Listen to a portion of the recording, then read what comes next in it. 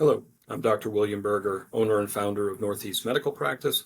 We are a concierge-style internal medicine, weight management, and aesthetics practice located in Great Neck, New York on Long Island.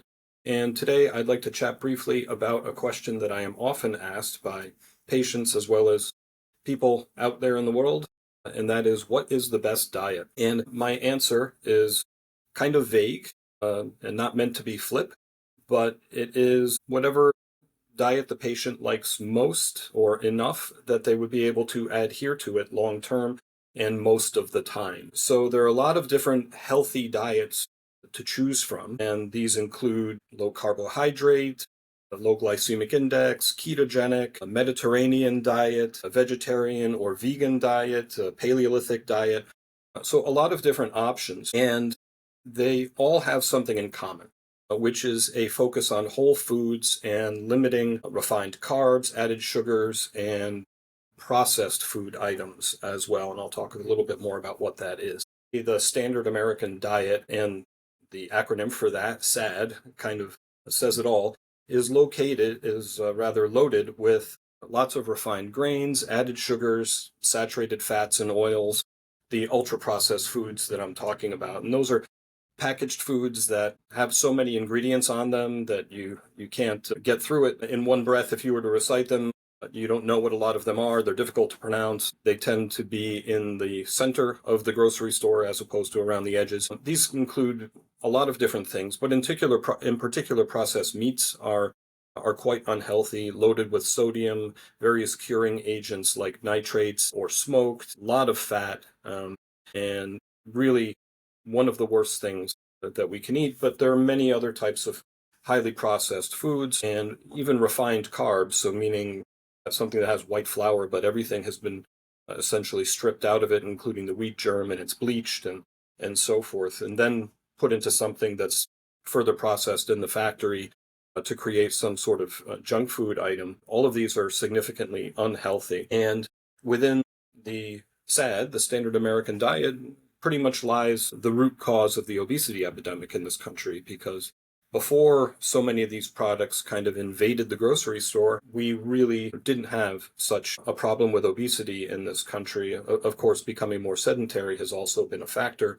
and I've chatted a number of times through these videos with you about the obesity epidemic, what causes and what to do about it. But in terms of diet, when I sit down and talk to a patient about it, I want to know what's worked for them in the past, what hasn't, what do they enjoy eating, what kinds of foods, and so forth.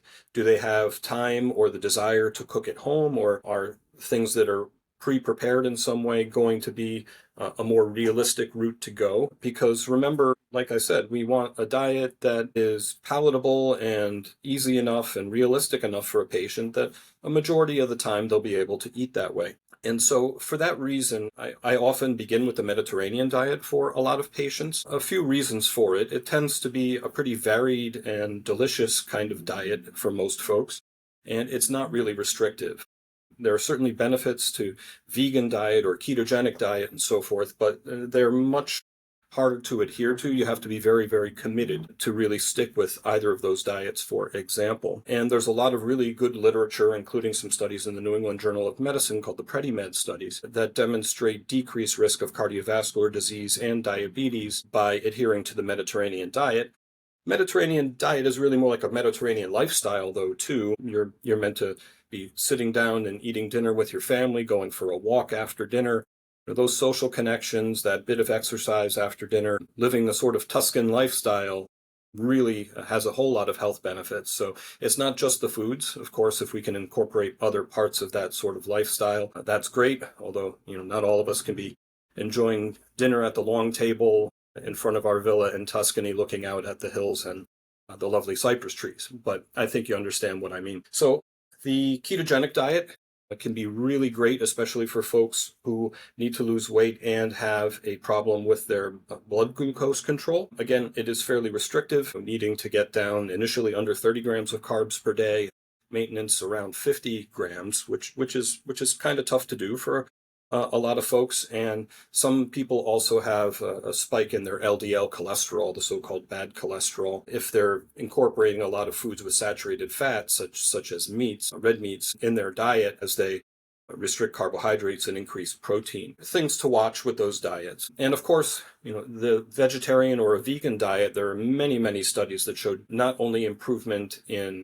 metabolic markers like sugar and cholesterol, decrease in weight, but also decreased risk of cancer by limiting animal products. Really a large body of literature with regard to that. But again, it's quite restricted. If you're vegan, you do need to probably supplement with B12 because liver, eggs, and so forth are the main ways, animal products, to get B12. And also, just because you're vegan doesn't necessarily mean you're eating healthy things. We want to be focusing on whole plant-based foods. It's possible to be a so-called Coca-Cola and French fry sort of vegan. And of course, that's not healthy. That's putting you back into the sad. So in general, a whole food-based diet, plenty of plants, probably controlling red meat, maybe focusing more on fish and poultry if you choose animal products, but whole foods, ideally prepared at home, although there are a lot of food delivery kind of services that can give you pretty healthy meals these days too, if you're not somebody who cooks. That kind of a focus in general, lots of plants, plenty of whole foods, really going to be a good option for most people. And then it comes down to which particular style of eating really works for you. So, as always, everything I share in these videos is for educational purposes only. If you have particular questions or concerns, please reach out to your medical professionals, as no doctor-patient relationship has been formed through us interacting by video here. And if you'd like to learn more, please reach out to our office in terms of what we might be able to do for you. We are Northeast Medical Practice, 516-604-341, online at northeastmedicalpractice.com, through our various social media channels, as well as my Longevity MD podcast on Spotify. So until we see each other again, be in good health.